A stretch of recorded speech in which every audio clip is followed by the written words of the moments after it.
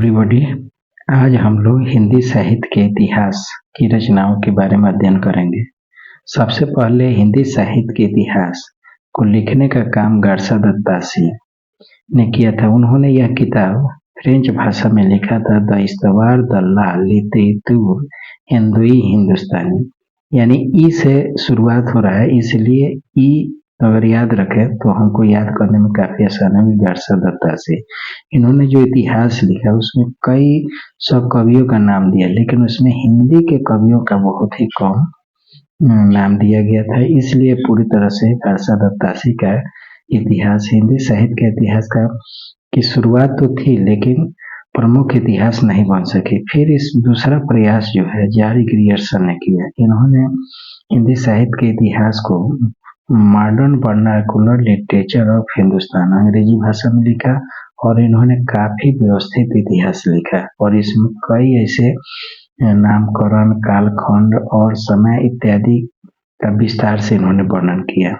जबकि ठाकुर शिव सी सरोज हिंदी साहित्य के इतिहास को इन्होंने शिव सी सरोज नाम से लिखा और यह 1883 ईस्वी में लिखा और हिंदी भाषा में, यानी हिंदी भाषा में लिखित इनकी यह पहली रचना है। जो ठाकुर शिव सी सरोज हिंदी साहित्य के प्रथम कवि माने जाते हैं या लेखक माने जाते हैं।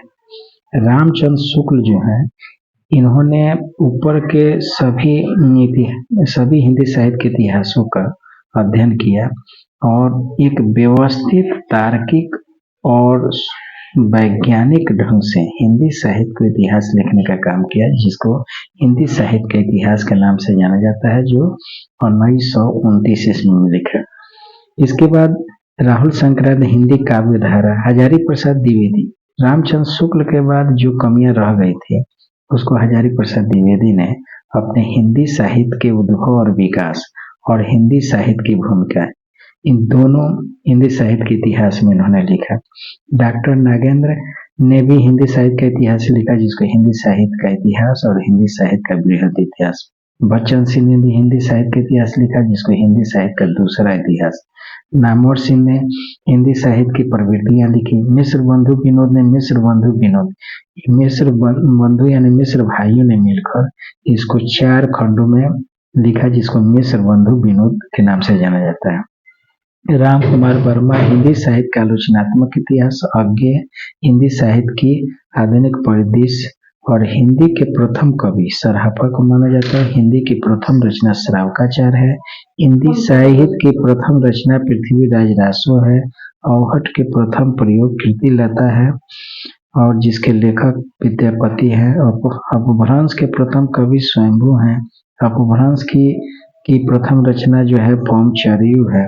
हिंदी साहित्य में बारहमासा का वर्णन बिसल देवरासु ने किया था और हिंदी के प्रथम सूफी कवि मुल्ला दाऊद को माना जाता है। अपभ्रंश के प्रथम व्याकरण हेमचंद द्वारा लिखित गया। यदि फिर से एक बार इसको रिवाइज कर लें तो अपभ्रंश के प्रथम कवि